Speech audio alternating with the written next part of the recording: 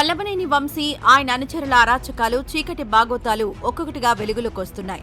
గన్నవరం కేంద్రంగా వల్లభనేని వంశీ చెయ్యని దందా లేదు. తనకు నచ్చలేదంటే వాళ్లు గన్నవరంలో ఉండకూడదనేది వంశీ రూల్. వంశీ అనుచరులు సైతం ఆయన కనుసైగ మీద పనిచేసేవాళ్లే. ఎవరిపైకైనా దాడులకు వెళ్లేవాళ్లు. వంశీని విమర్శించే నేతల ఇళ్లు కూల్చి ప్రతీకారం తీర్చుకునేవాళ్లు. ఇప్పుడు వంశీని పోలీసులు అరెస్ట్ చేయడంతో బాధితులు ఒక్కొక్కరుగా బయటకొస్తున్నారు. గన్నవరంలో వంశీ బాధితులు వందలాది మంది ఉన్నారు.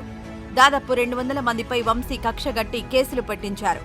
వంశీ గ్యాంగ్ ఆగడాలతో ప్రజలు కూడా ఎప్పుడు ఏం జరుగుతుందో అనే ఆందోళనలో ఉండేవారు. అధికారులు సైతం వంశీ మాటనే వేదంగా భావించేవారు. దీంతో వంశీకి అడ్డు అదుపు లేకుండా పోయింది.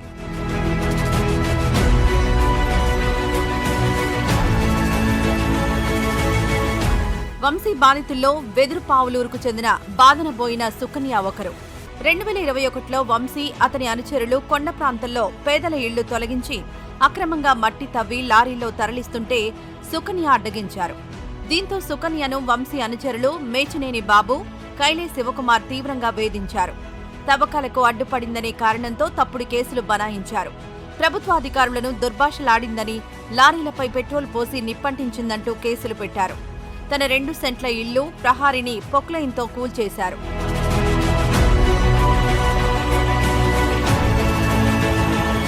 కాసరనేని రంగబాబు, ఈయన కూడా వంశీ బాధితుల్లో ఒకరు. గన్నవరంకు చెందిన రంగబాబు 2024లో యువగళం పాదయాత్రలో వైసీపీ నుంచి టీడీపీలో చేరారు. పలువురు వైసీపీ నేతలు టీడీపీలో చేరతామంటే తన వంతు సహాయం చేశారు. అయితే దీన్ని సహించని వంశీ రంగబాబుపై కిరాయి గూండాలతో దాడి చేయించారు. ఓ పథకం ప్రకారం పొలం దగ్గరకు పిలిచి దాడి చేశారు.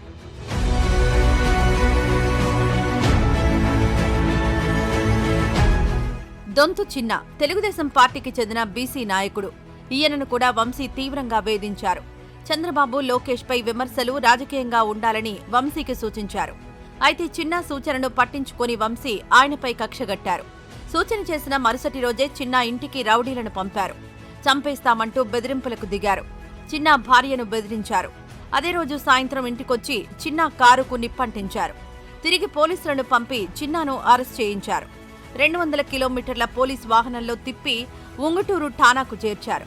అక్రమ కేసులు పెట్టి దాదాపు 14 రోజులు రాజమండ్రి జైల్లో ఉంచారు.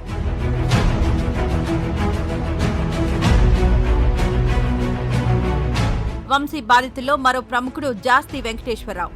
ఈయన గన్నవరం మండల టీడీపీ అధ్యక్షుడు. టీడీపీ తరపున వంశీ ఎమ్మెల్యేగా పోటీ చేసిన సమయంలో ఆయన విజయం కోసం వెంకటేశ్వరరావు కృషి చేశారు. అయితే వంశీ వైసీపీ తీర్థం పుచ్చుకున్నాక తన వెంట రావాలని వెంకటేశ్వరరావును కోరారు.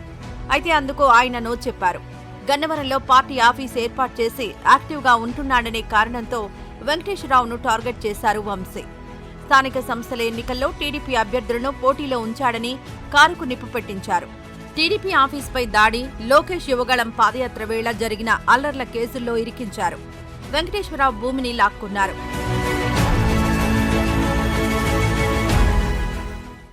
ఈ వీడియో నచ్చితే లైక్ చేయండి. అలాగే మా ఛానల్ ని ఫస్ట్ టైం కనుక చూస్తున్నట్టయితే ఇప్పుడే సబ్స్క్రైబ్ చేసుకుని పక్కనే ఉన్న గంట సింబల్ ని యాక్టివేట్ చేసుకోండి. అప్పుడే మేము పెట్టే ప్రతి వీడియో మీకు నోటిఫికేషన్ గా వస్తుంది. అలాగే ఈ వీడియో పూర్తిగా చూసినందుకు ధన్యవాదాలు.